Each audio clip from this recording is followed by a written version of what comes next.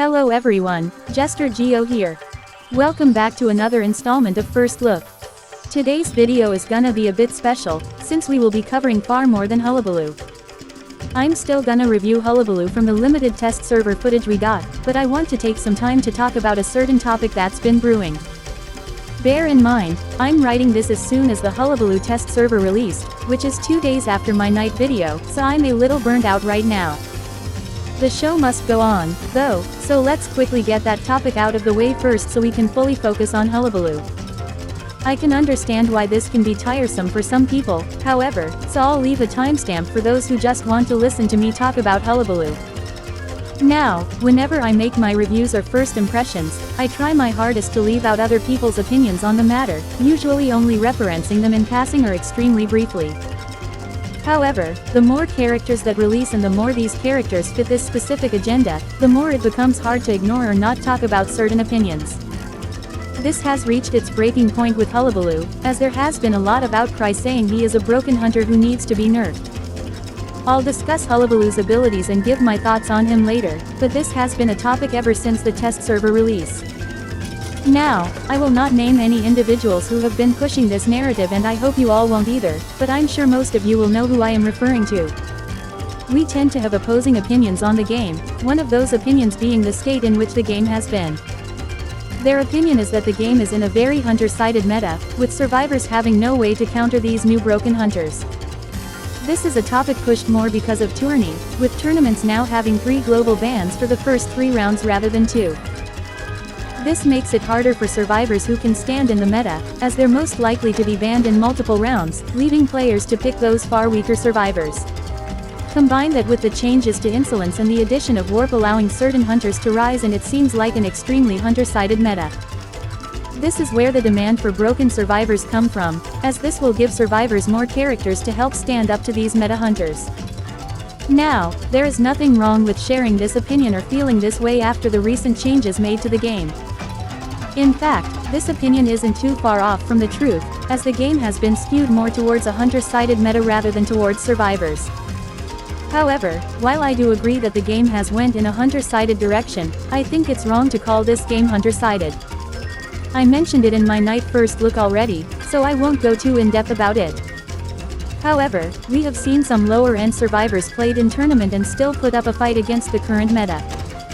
One of the most well-known characters who isn't the greatest is Postman, who has been played a lot near the end of IBS and has been played a bit in IBL. Not to mention, a lot of the hunters who were really dominant after Koa haven't really been doing so hot lately.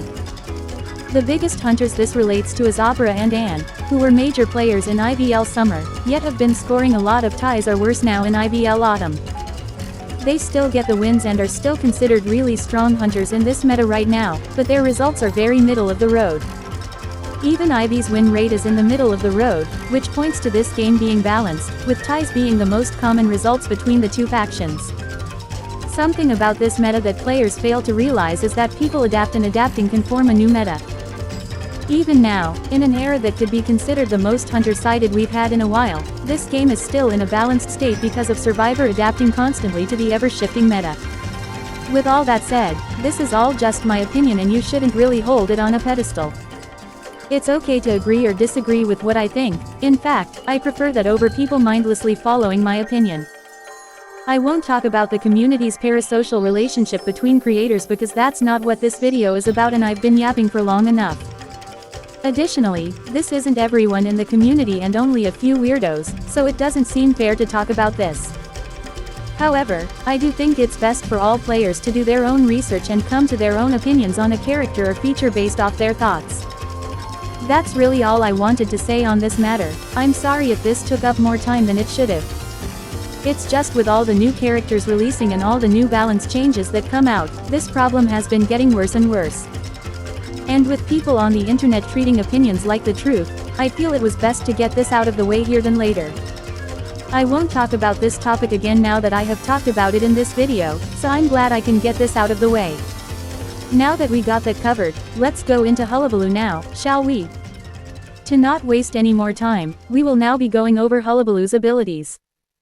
Starting off with his external trait, Final Stage gives Hullabaloo a stage that surrounds him and stays with him for the match.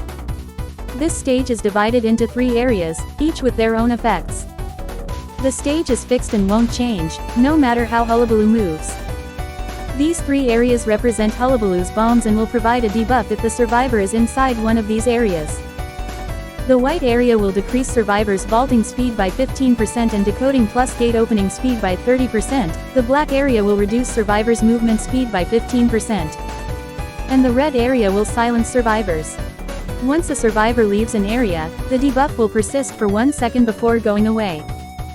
Joyful Terror is where things get interesting, as it makes Hullabaloo much faster than most of the hunters in this game, but his attacks don't do damage directly.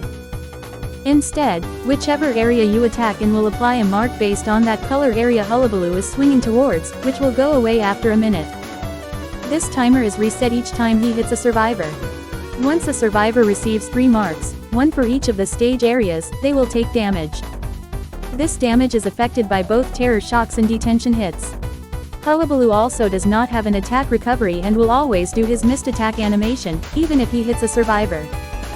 Hullabaloo can also move during this miss period, however he will be slowed down for 70% during that time. That covers his external traits, so now let's get into his actual abilities. Hullabaloo starts the match with 2 abilities already unlocked, Encore and Double Surprise. Encore is a very simple ability to explain, as using this ability will cause the stage to turn 120 degrees clockwise.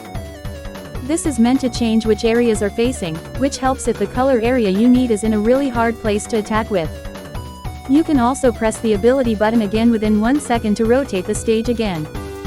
Encore will go on a 20-second cooldown once you rotate the stage again or let the timer end. Double Surprise allows Hullabaloo to set a clone up, which can be placed up to 42 meters. These clones also have a stage that can debuff the survivor and can also put marks on the survivors. If Hullabaloo attacks while a clone is on the field, the clone will attack as well. These clones will automatically target survivors they are close to. Side note, it is very important to note that you need to physically hit the survivor with your attack in order to apply the mark. I know this may sound obvious, but there have been a few players who don't know this and assume your stage areas deal area of effect damage to the survivor. This is not how this works, you still need to physically attack the survivor in order to apply your marks, and the same applies to your clones. So be careful when you place down your clones and make sure there aren't any walls to block them from the survivors. Hullabaloo can also reposition his clone after it's been placed on the field, and it stays on the field for 10 seconds. The clone will disappear once the 10 seconds expire, or you cancel it manually with the ability button. Double Surprise has a 11-second cooldown tied to it. At Presence 1, you unlock Trapeze, an ability that allows Hullabaloo to dash forward.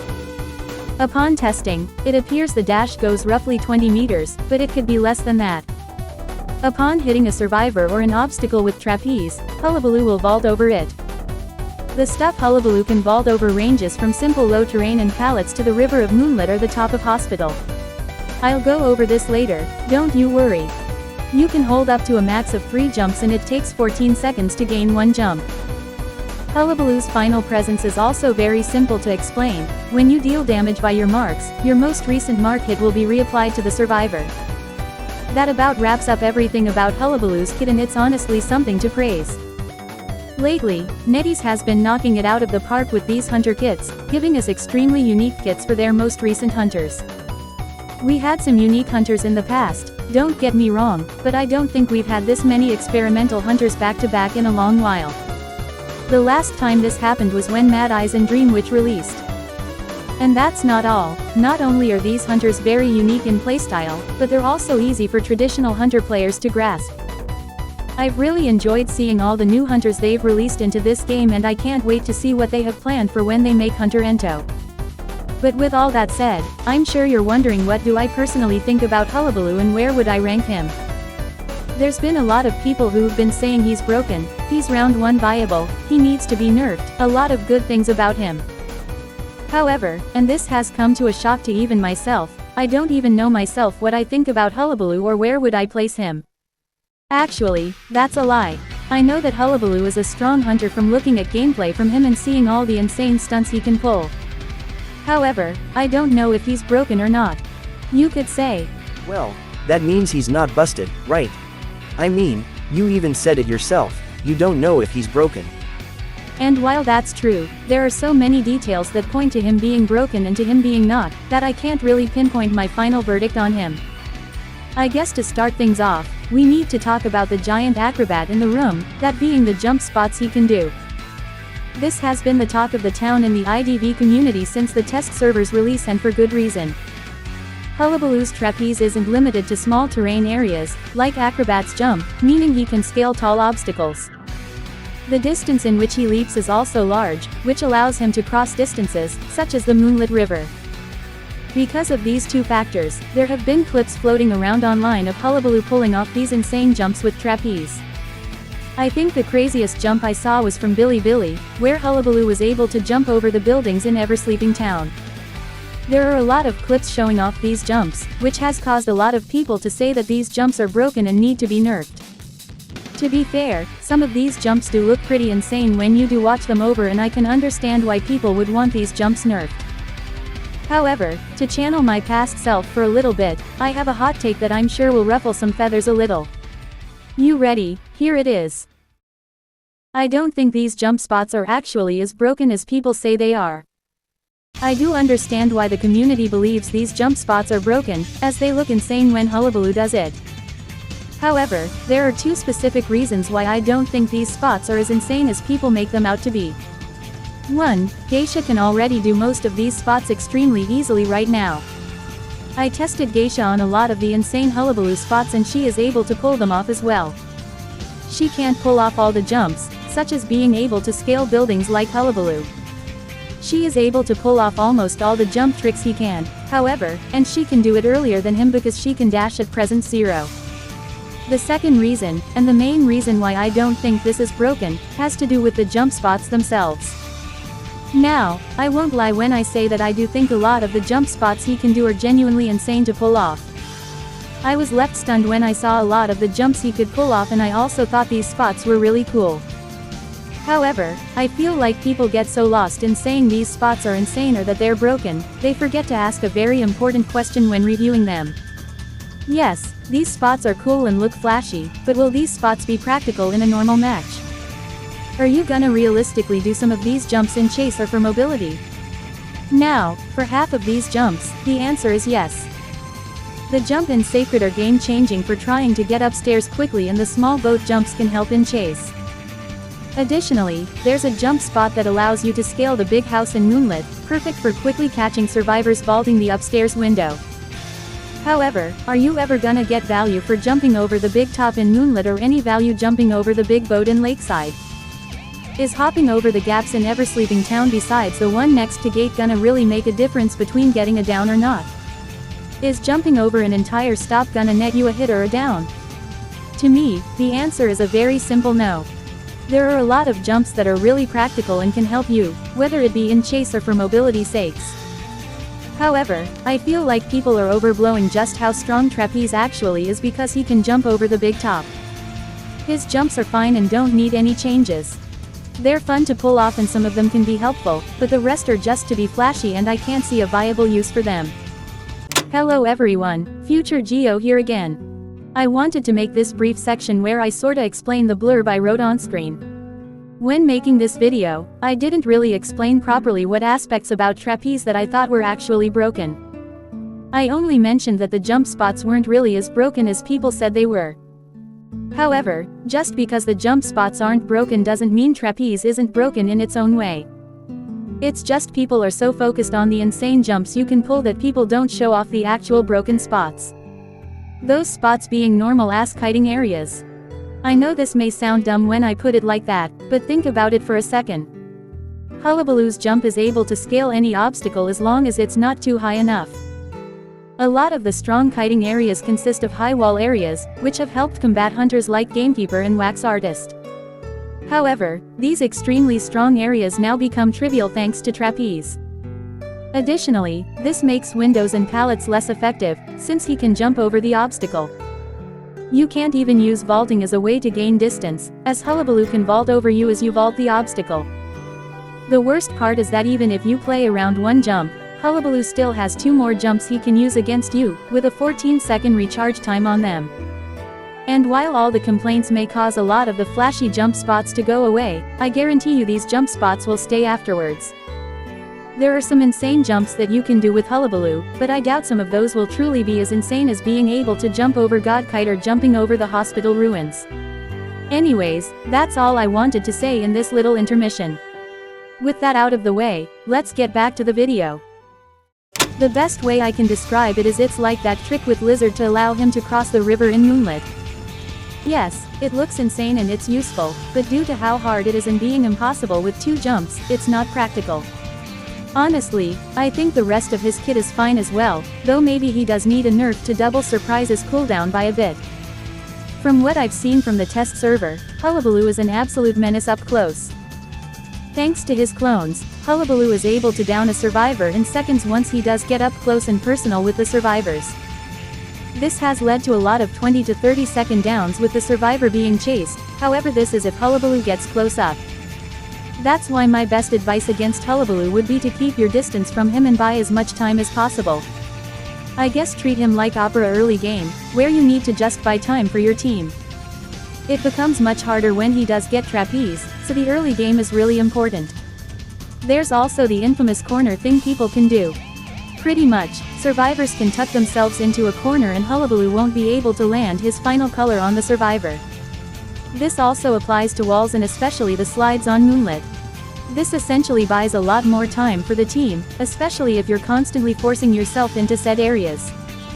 I'm 100% sure this will be patched out when this comes to the live servers, but I'm sure you know what I mean now when I say I don't really know if he's broken. There's a lot of conflicting things that points to him being broken and to him being not broken. Sure, he can knock Wildling off Boar, but he cannot do anything about survivors who enter the global portal. It's very hard to rate Hullabaloo based off the trailer and the test server, something that is rare for me nowadays. He's strong, yes, but unless I play him for myself, I don't know if he's necessarily broken or not. For now, I'm just gonna say he'll be about on par with Opera Singer, so you should try and keep a distance and buy as much time as possible. That's about all I have to say on my first impressions of Hullabaloo.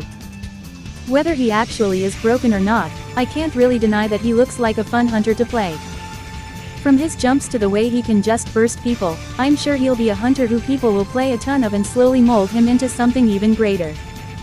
I definitely can't wait until he releases next week to properly try him out. With all that said, though, that's all I have for today's video. I'll be back to properly talk about Hullabaloo when he finally releases, so look forward to that. Until then, thank you so much for watching and I will see all of you next time.